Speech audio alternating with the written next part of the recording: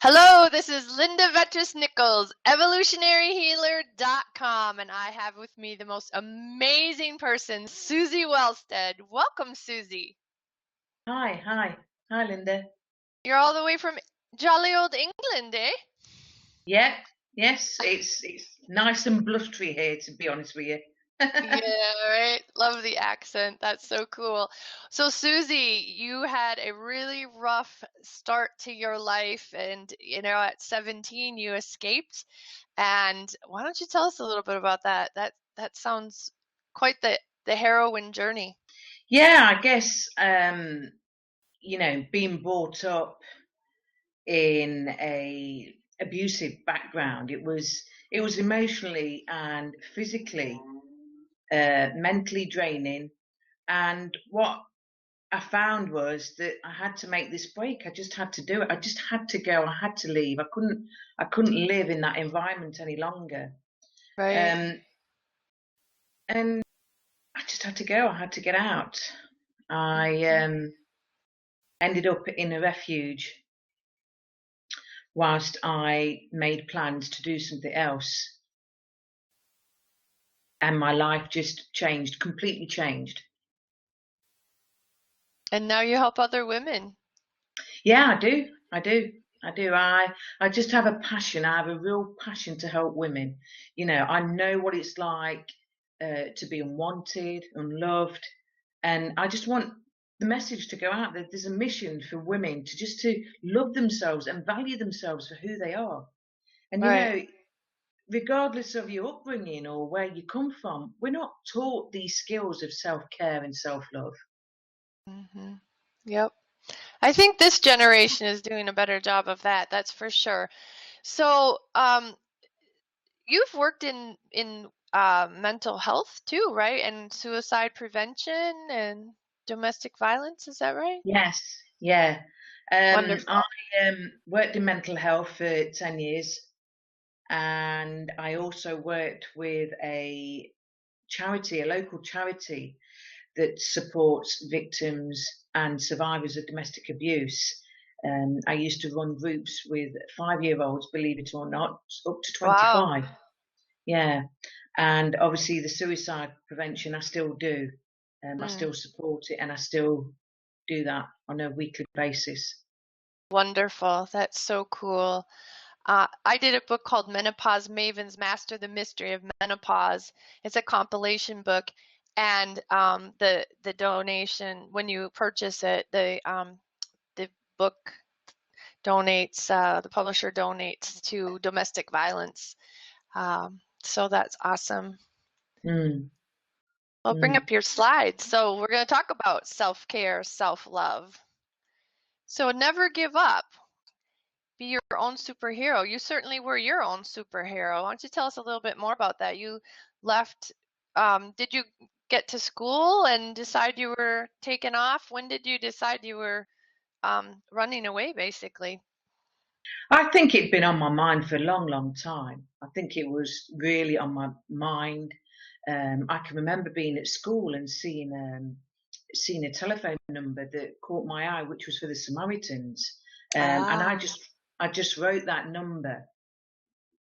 Didn't know if I'd use it, but obviously there was something in me that made me write that number. And then when I needed to, um, I was very grounded at home. I wasn't allowed any freedom. So for me to come out at 17, I was scared. I was really, really scared because people coming out of pubs and clubs, and I hadn't got a clue where I right. was.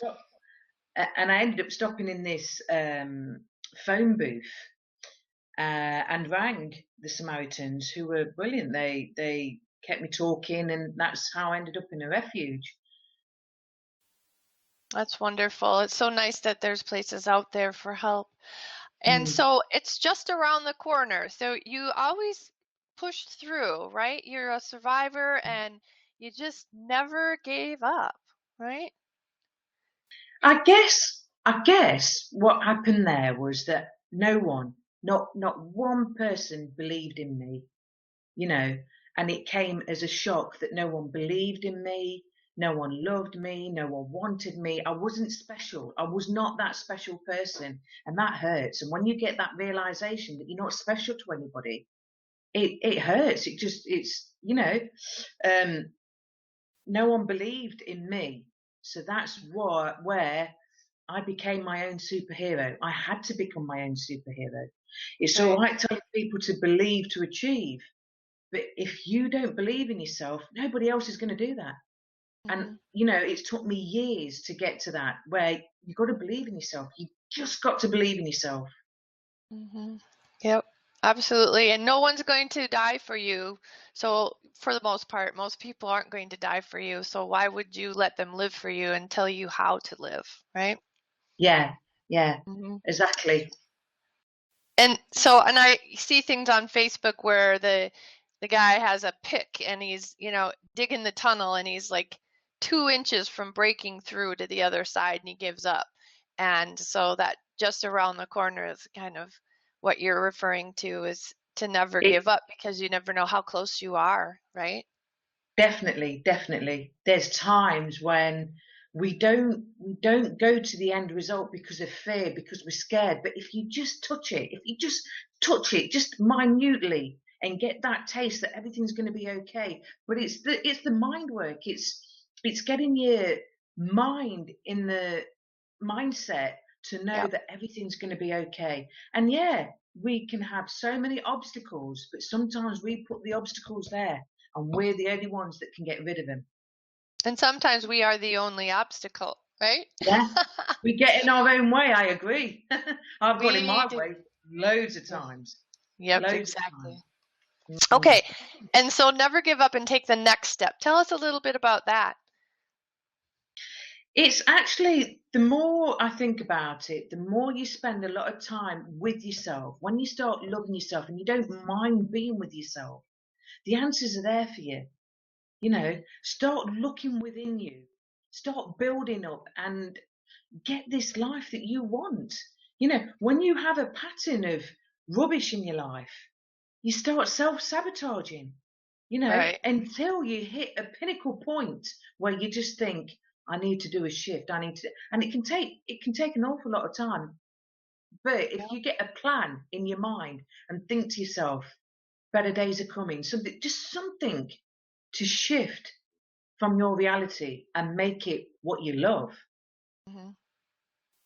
you know? Yes. Right. Yep. And and even in sales, I tell people when I'm teaching relationship marketing, it's make sure you take whoever you're talking to the next step. Get something on the calendar and keep moving that relationship forward. Mm. Okay. So believe to achieve, give to yourself. How do you give to yourself, Susie? What do you do? I tell you what now, I don't in the morning have a great routine where you have to set yourself up. I'm a businesswoman now. I have to set myself up because I don't want my environment to get me down and I don't want the people that I'm surrounded with to get me down. So you've got to be really focused first thing in the morning.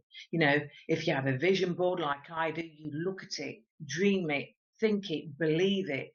Years ago, if somebody told me a vision board, I think, yeah, right, as if.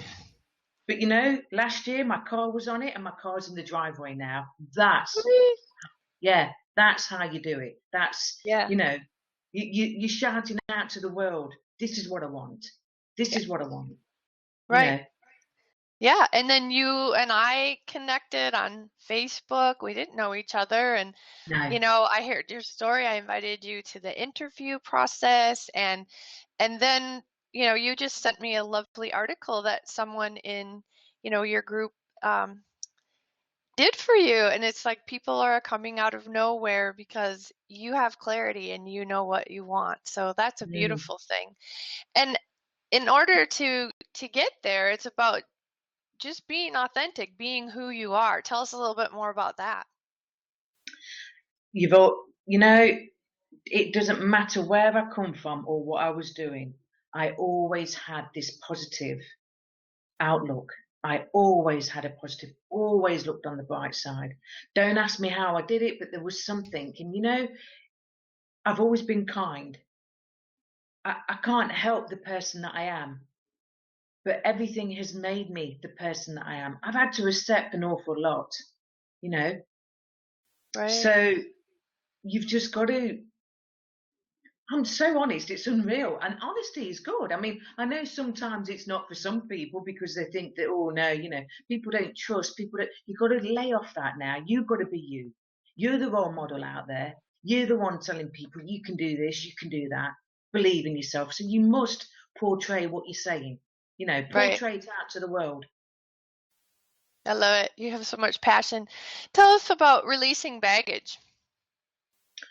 Releasing baggage. And when I'm talking about releasing baggage, no matter what you have in life, no matter what happens, no matter what's thrown at you, you've got to learn to accept yourself for what it is. Mhm. Yeah, we have a lot of bad times. It took me years to get here, but you have to learn to accept yourself for who you are. All the damage, all the cruelty, everything, just accept it as it is. Being disowned, I've had to accept that, whether I like it or not. Right. Not being loved by the people who brought me up. I've Hmm. had to just get on with it. I want answers sometimes. Those people are alive, but I'm never going to get those answers. And we have to accept it. We just have to accept things. We have to give ourselves permission. Mm. We have to learn to forgive ourselves. Forgive myself for feeling like this so I can move on. Right. If you hold on to all this feeling of resentment to what, your life won't change, your life won't move. Hmm. You've got to work at yourself. You've got to look within and just do it. You've got to get down to the nitty gritty. And that's what I mean about baggage. My baggage was accepting myself, forgiving myself, giving myself permission to live the life I love. Because for 17 years, it was a mess. It wasn't a life of love. Hmm. Very cool. All right. And keep it simple. So, what are some simple solutions that you teach people? I always like to work on the mindset. I think that's where a lot of women struggle with mindset. So I Hmm. always I always like to work on affirmations. Affirmations changed my life. Hmm. Something as simple as I am okay. Hmm. I am okay. And then an affirmation. Affirmations are brilliant. Looking at your internal dialogue and realizing that you are not your thoughts. Hmm. Right. Absolutely. What else do you do to keep things simple? Um, I like to use easy techniques, ones that I understand, ones that are going to be simple, 2 minute, not going to take me hours because then I'm going to just go. I mean, people used to say to me, meditate, Susie, meditate. And I tried for years. Could I do it? Could I not? I could not do it. But I went into mindfulness. Hmm. Mindfulness meditation is brilliant. And now I do 10 minutes a day. 10 minutes a day. Nice.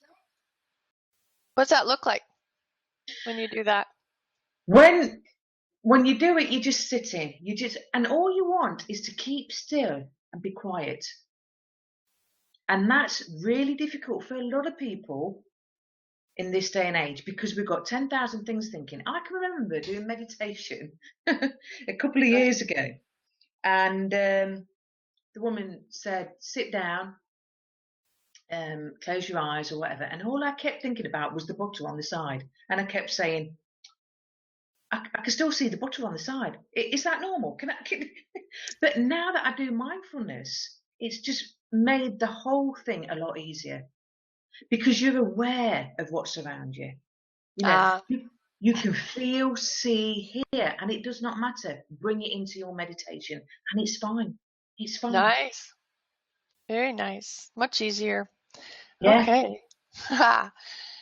So, here's your summary.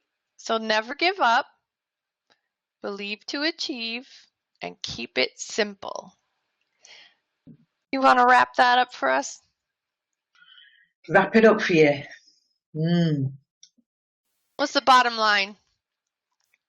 Just do it. Summary. Just believe in yourself. Just believe in yourself. If I could tell anybody, you just got to believe in yourself. If you can install it in the younger generation to believe in themselves and carry their dreams and make it happen, and if somebody doesn't believe in you, it doesn't matter because you've got to believe in yourself. Right. Really feel it in your bones. Absolutely. Yeah, and when you think the others don't, it's sometimes more difficult to do it for yourself. But even when people do believe in someone, they still have the opportunity to believe in themselves. And I see that a lot. People be in corporate and leave corporate and they don't have the belief in themselves, even though their bosses did or their parents did. But until you have that belief in yourself, you're not going to be successful in business and you're not going to be able to move your business forward because, again, you're in your own way, right? Yeah, you are. I totally agree. You know, times you, when I started my business, at times I stopped, I won't continue. And it was those thoughts in your head. It's this that you're creating that your world shouldn't be like this. And why shouldn't it? You know right from wrong. You can make choices. But if you've Mhm. had that pattern again and again in your life, and that's what you need to break that cycle and start living, start creating the life you love. Yep, absolutely. What I do with my clients is I help them to think about being, if they were wounded, say at age 3, to think about being the parent that they wished they had had, that they Mm, had longed for, and be that parent to that child and grow that child up the way they wished they had grown up or they had wanted to grow up. And that's really helpful because then it doesn't leave this young wounded child jumping into their psyche all the time, controlling things or having to have some sort of discussion. You're okay, da, da, da, grow the child up. And I don't know that's that brilliant. people That's do that brilliant. out there. Mm, Yeah, it's worked. mm, Okay, mm. and you have a wonderful gift for us. This is so much fun, everybody. Yeah. Susie did this for me. It's a color reading. It's so amazing, and she spends 30 minutes with you, so it's wonderful. You want to tell them a little bit about my color reading? Do you remember Yeah, well, much about it? yes, because I love colour. I absolutely love colour. You know, colour can really change your life. Um, and I got into colour reading. I did quite a few courses on it, and I always thought I'll do it my way. Because my way is actually finding out from the person what does the colour mean to them. Mm-hmm. So basically, I will shuffle my cards, do my reading, and the card will pop out. So I can speak to my clients about the colour. And sometimes, you know, when I've had a coaching session and I'll say, would you like to finish with a colour reading? And they'll say, yeah, yeah. And we both look at each other thinking, wow, it's what we've just been talking about in the session, you know, Wonderful.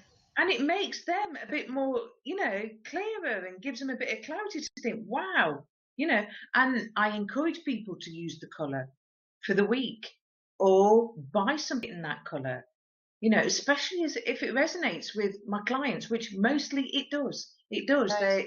I don't hear a lot of negative about the color readings. People love it. They just love it. It's something different. Mm-hmm. Um, color reading. I love it. Yeah, I love to work with animal speak and Ted Andrews, animal speak. And so, like, if I see a cardinal, a lot of times my husband won't see what I see and vice versa. And it's kind of like, well, that's the gift for you today, and I'll Mm, go look it up in animal speak. And I can totally relate. It's something that I'm working through or something that's coming into my awareness. It's mm. really fun. It's just really, reflective. Um, Yeah. and it all makes sense. It's just Mm. it, it's the vibration that we're giving out for the moment, right? Did you enjoy your color reading? I did. I really did. And I Mm, got the color aqua, which, that was like, it's similar to turquoise, and I wear mm. turquoise in my wedding ring, and so does my husband. And yeah, there was a lot in my color reading that really resonated for where Mm, I'm at and what I'm mm, processing. So thank you again for doing that and for being so generous to allow people to yeah. email you for a color reading. Mm. That's wonderful. That's Yeah, great. they can email me anytime. They can, for a colour reading and take it from there because colour's very fascinating. Colour Wonderful. actually, yeah, colour actually keeps people going nowadays. I used to run a vulnerable workshop in my area for vulnerable people, boosting their self-esteem, and I used a lot of colour then.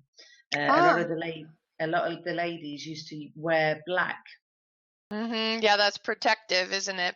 Yeah, That's why the witches wore black. They were very sensitive yeah, souls, and they just kind of uh, blocked out the extra energies that they didn't mm, want to be dealing with. So yeah, yeah. we always thought that was a spooky thing, but yeah, it's Mm. interesting. And It, black cats are lucky, and mm, Friday the 13th is lucky, and yeah, yeah, we get to yeah. look back at indigenous ways to really understand the world and where it's But come from. I guess watching the group was to see that they actually started introducing colour into their Mhm. lives. You know, Wonderful. somebody wanted to decorate their front room, so they decorated it in a colour that they resonated with. Or Mhm.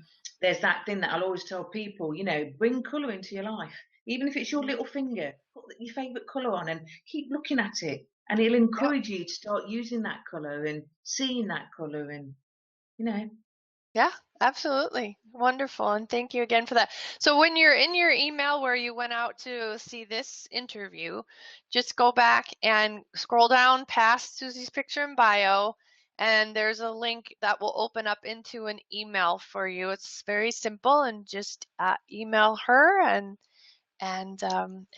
you guys will connect. So it's wonderful. yes.